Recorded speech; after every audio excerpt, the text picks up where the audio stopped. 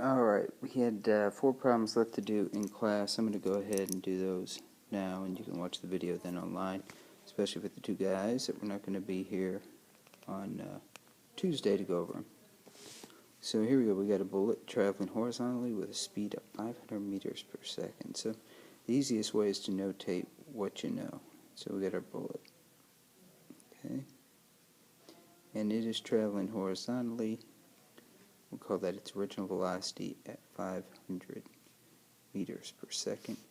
It's going to hit a sandbag.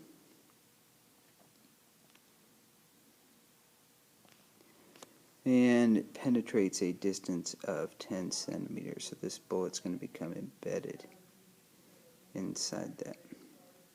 Okay. We'll assume it flies continuously at 500 meters per second there. So if we kind of look at a blow-up of it hitting the sandbag. Sandbag is much bigger now. Here's the front edge of it. Here's the rear edge of it.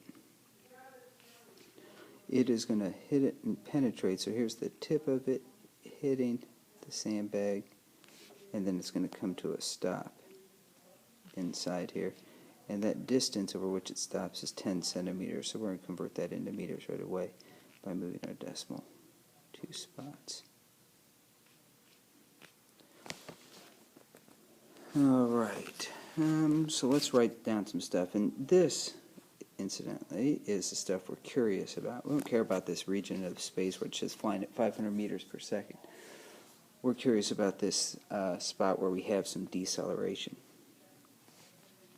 Okay, so on our little drawing here, we're going to mark this as X original, called the beginning, right where it hits the front of the sandbag is 0, and then where it ends, we'll call that X final. It stopped 10 meters or 0.10 meters later. Okay, it hit the sandbag right at this point, going at 500 meters per second, but it stops over here at 0 meters per second. And of course it's got some deceleration there. We don't know what it is. I would call to the right positive because that's direction of motion. But as for the average acceleration, that's what all of our kinematics assume, that we're finding average acceleration. We actually assume it's constant, in which case if it's constant then it is the average because it's always the same number, so it would equal its average.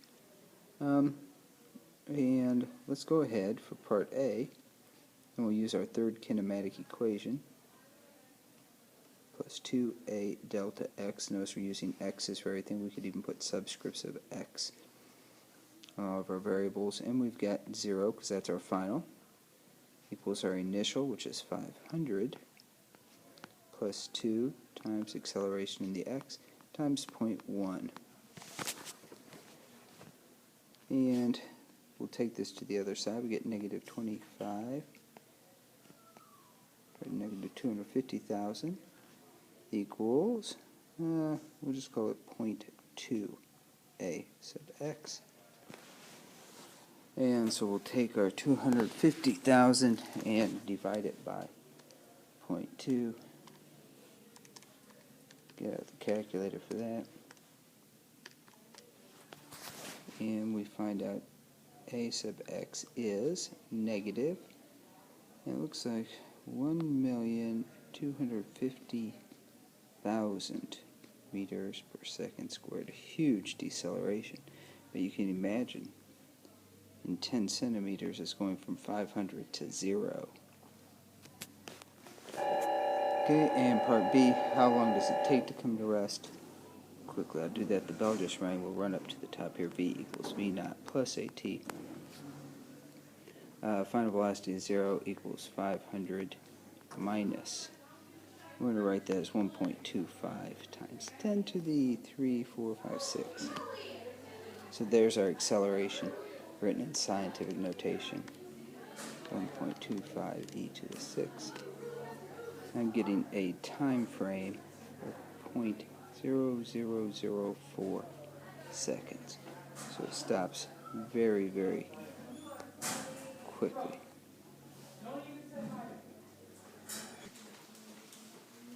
Alright, so here's our airplane.